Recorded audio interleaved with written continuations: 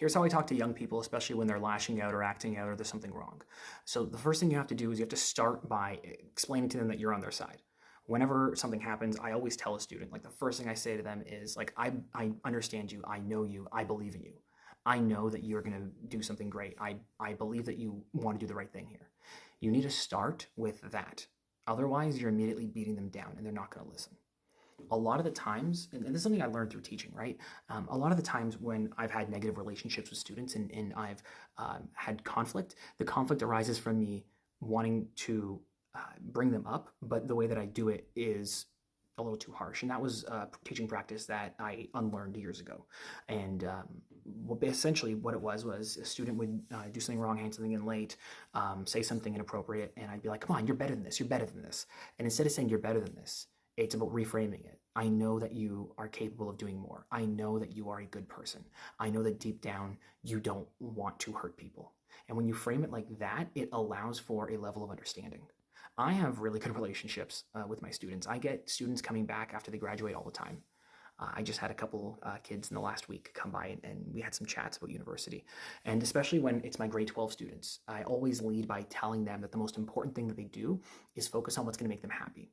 A lot of these kids in grade 12 are so focused on just getting into a specific program, getting a specific job, making a certain amount of money, and there's nothing wrong with that. But a lot of them are already burning themselves out. So basically what I lead with is like, listen, there's nothing wrong with doing a 4-year degree you don't like. I did it too. But at the end of the day, in those 4 years, you should really try to figure out what industry you like, what type of work that you like, what is it that makes you happy. If what makes you happy is going on a bunch of luxurious vacations, then making that money is obviously worth it. But if you're the type of person like me who wants to raise a family, if you're that kind of person, if you are a homebound family person, then you need to find a job, find a career that allows that to be synergistic with what you want to do. So it's not necessarily telling them what they should do. I literally never tell kids what they should or shouldn't do.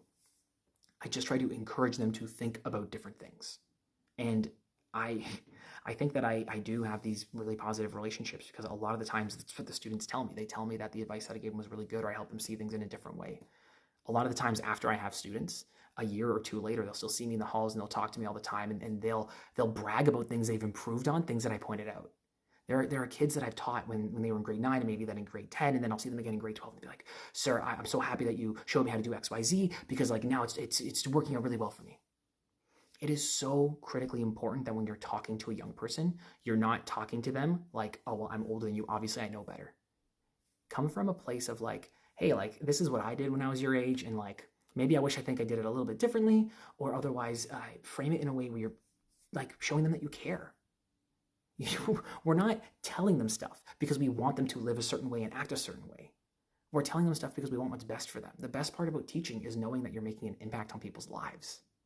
And at the end of the day, what you really, really want to focus on, especially when you have students that are struggling. Like I had this kid a couple years ago, and he was always saying, oh, I'm going to do better. I'm going to dial it in. I'm going to lock it in. Like, we're going to get there. And near the end of the semester, he was really, really far off of getting his credit. And I told him, like, listen, man, I'm going to work with you. We're going to get this stuff done. And when all was said and done, he got his credit and he graduated. He was like tearing up and he's like, thank you, man. Like I had a really hard time this semester. I was dealing with a lot of teachers who they had taught me multiple times and I think they had given up on me. And I don't blame anybody for that, right? Like things get really difficult and we get really stressed out and it's kind of hard when we have a classroom of 37 kids to manage everything. And he's like, but because you worked with me in this class, I picked it up in my other classes and my other teachers started being a lot happier with me and I started treating them more with respect. And he was telling me about how in that last month, the amount of work that we did in that last few weeks to get him across the finish line fundamentally changed his exposure to high school and how he viewed things.